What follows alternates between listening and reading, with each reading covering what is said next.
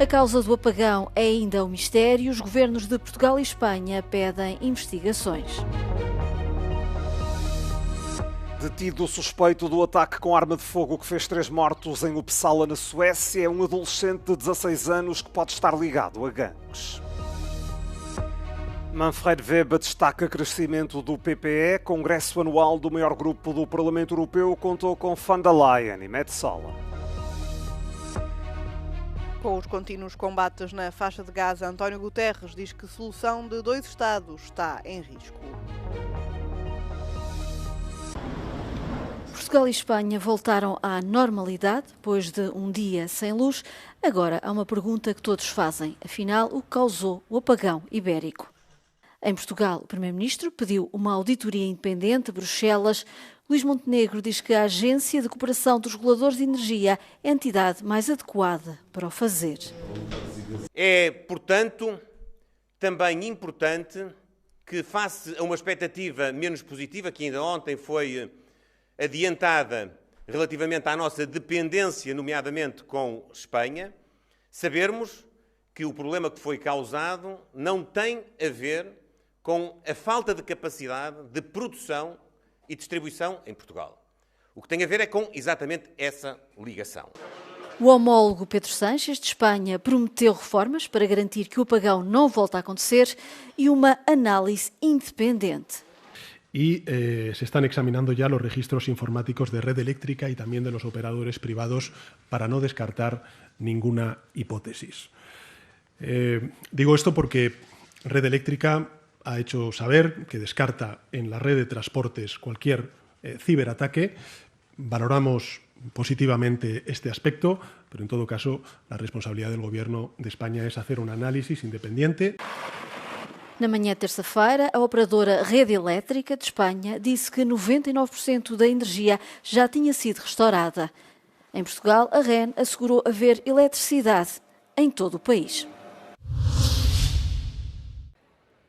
O apagão de segunda-feira na Península Ibérica continuava esta terça-feira de manhã a afetar os voos em diversos aeroportos do continente, com Lisboa a haver canceladas várias ligações e a ter atrasos de várias horas nas chegadas e partidas. Centenas de passageiros retidos e sem estimativa para chegarem ao destino e outros em longas filas para recuperarem bagagens e obter mais informações.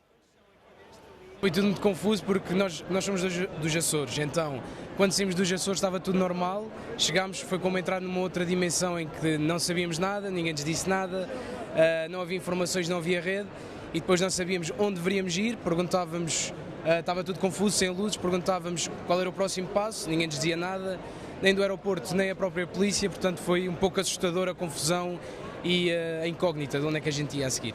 O problema se deu em função das bagagens, né? Que eu fui para a esteira pegar, esperar minha mala e nada. E consegui um hotel assim de uma forma bem acidental, tive que sair, né, do aeroporto e o medo era de ter que dormir na rua, né? Mas tudo bem, acabei dando sorte, né, nesse aspecto.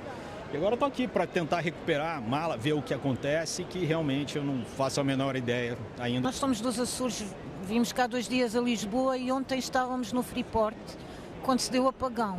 Pensamos que era uma coisa de momentos, mas depois acabou por fechar o Freeport, mandaram-nos embora e quando chegámos ali ao Oriente estava um caos. Inclusivamente estávamos a ver que não conseguíamos transporte, não havia metro e entretanto perguntei a um taxista quanto me levava do frete até Alameda e o senhor disse que me levava 50 e tal euros. Portanto, as pessoas não têm a mínima consideração por ninguém, acabamos por conseguir apanhar o autocarro, foi complicado, demoramos muito tempo a chegar a Alameda. O congestionamento nos transportes e no trânsito nas grandes cidades foram outras das consequências do apagão. Esta manhã também foi retomada a circulação em toda a rede do metro de Lisboa. Ainda se desconhecem as causas da falha que teve origem em Espanha, mas a empresa que gera a Rede Elétrica espanhola já descartou a possibilidade de o apagão na Península Ibérica ter sido provocado por um ciberataque. Joana Mourão Carvalho, para a Euronews, em Lisboa. Foi detido o suspeito do ataque com arma de fogo que fez 3 mortos na cidade sueca de Uppsala, 70 km a norte da capital Estocolmo. É um adolescente de 16 anos que estava em casa quando foi localizado. A polícia garante que se tratou de um ato isolado, mas a população está apreensiva. Jag tycker det är obehagligt, för jag menar, alltså, speciellt när man vet att vi åkte förbi den här, jag hämtade upp min sambo precis minuter där innan och vi åkte förbi här, vi bor bredvid och jag tänker alltså, att det rör sig barn, det rör sig ungdomar i de här områdena, så jag tycker det är väldigt obehagligt. As vítimas mortais têm entre 15 e 20 anos. Segundo a imprensa sueca, uma delas aparece numa investigação sobre um ataque planeado contra um familiar de um conhecido líder de um gangue. A polícia está ainda a tentar confirmar se os homicídios estão ligados à atividade de grupos criminosos. A violência entre gangues tem aumentado nos últimos anos na Suécia. O governo quer endurecer as leis sobre armas. O presidente do Partido Popular Europeu, Manfred Weber, candidato único, foi reeleito com 502 votos a favor e 61 contra. A eleição aconteceu no primeiro dia do Congresso Anual do PPE, este ano realizado na cidade espanhola de Valência. Manfred Weber salientou que o crescimento do PPS deve não só ao sucesso em eleições nacionais, mas também ao trabalho que fez para acolher novos partidos. Weber destacou as reeleições de Ursula von der Leyen e Roberta Metsola nas presidências da Comissão e do Parlamento Europeu. Von der Leyen também subiu ao palco e quis falar do comércio mundial. As tarifas do presidente norte-americano Donald Trump deram um mote. Em todas as crises há oportunidades, disse a alemã, que lidera o executivo comunitário. Von der Leyen lembrou que a Comissão está a negociar acordos com países como a Índia, Indonésia, Emirados Árabes Unidos, Tailândia e Malásia. Sublinhou ainda que todos querem negociar com Bruxelas porque a União Europeia cumpre as regras. Roberta Metsola colocou o foco na invasão russa da Ucrânia. Afirmou que é preciso continuar a apoiar os ucranianos e que nada pode ser decidido sem o acordo de Kiev. O Conselho de Segurança das Nações Unidas realizou uma sessão na terça-feira para discutir os conflitos no Médio Oriente. No topo da agenda estava a guerra em Gaza e a catástrofe humanitária que avança no território depois de Israel ter retomado os combates há 6 semanas. O secretário-geral da ONU participou no encontro, alertando para o facto de a promessa de uma solução de 2 Estados estar em risco. The two-state solution is near a point of no return. The international community has a responsibility to prevent perpetual occupation and violence. António Guterres deixou clara a rejeição por parte do Conselho de Segurança de quaisquer alterações territoriais na faixa de Gaza, que segundo ele é parte integrante de um futuro Estado palestiniano, e disse aos embaixadores que devem ser tomadas medidas urgentes para garantir a implementação da solução. The Security Council has rejected any attempt at demographic or territorial change in the Gaza Strip, including any actions that reduce its territory. Gaza is and must remain an integral part of a future Palestinian state. O embaixador da Palestina na ONU, Riyad Mansour, também esteve presente. No discurso salientou a rápida deterioração da situação humanitária, instando os países a tomarem medidas imediatas para a retificar. An immediate ceasefire must be resumed and all its objectives must be achieved. President Trump, in his latest conversation with the Israeli Prime Minister, stressed what he called, in his own words, the need to be good to Gaza, given how people there are suffering. Mansour diz que os Estados Unidos estão a fazer esforços para garantir a entrada de alimentos e medicamentos para aliviar os palestinianos privados de necessidades básicas há semanas. Manifestou também a esperança de que os Estados Unidos, juntamente com os mediadores do Egito e Catar, consigam assegurar o regresso do cessar-fogo.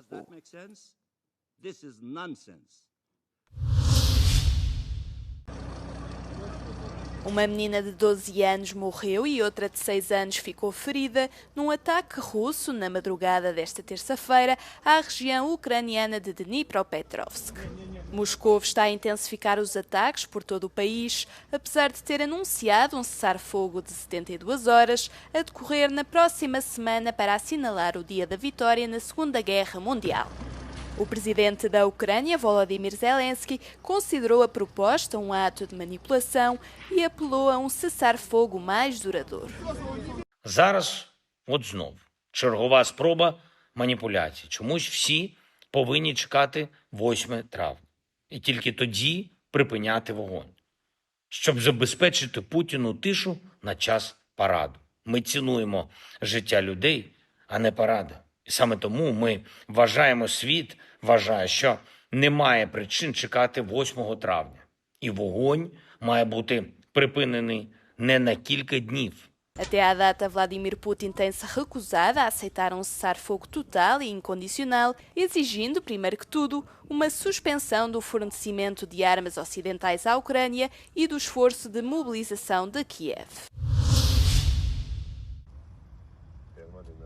2 aviões russos de combate a incêndios lançaram mais de 100 toneladas de água sobre o maior porto comercial do sul do Irão, depois de uma enorme explosão no sábado passado ter matado mais de 70 pessoas. Uma informação avançada pelo Ministério de Situações de Emergência de Moscovo, depois de as autoridades iranianas terem anunciado que o incêndio no porto já tinha sido extinto. Entre os mortos contabilizam-se camionistas, trabalhadores portuários, mas também 2 recém-casados, sendo que cerca de 1000 pessoas ficaram feridas.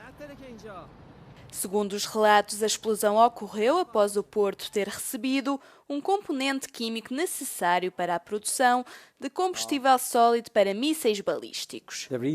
Algo que as autoridades negaram, com o Ministério do Interior do Irão a dizer que a ocorrência derivou de um ato de negligência.